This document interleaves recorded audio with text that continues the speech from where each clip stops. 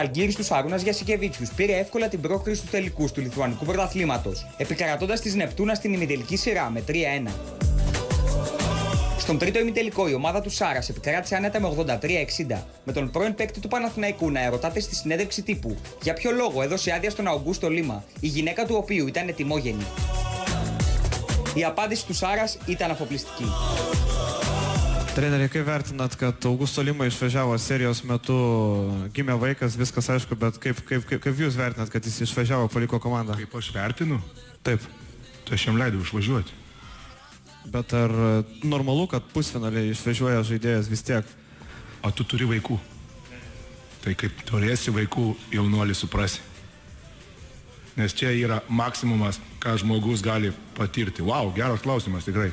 Tu galvoji, krepšinis yra svarbiausia gyvenime? Ne, pusfinalis yra svarbus. Pusfinalis?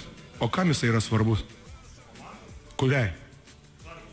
Tu matei kiek žiūrovų? Svarbu?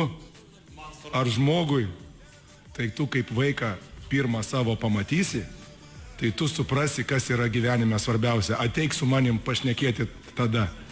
Nes nieko negali būti didingesnio pasaulyje kaip vaiko gimimas. Patikėk manim. Nei titulai, nei niekas.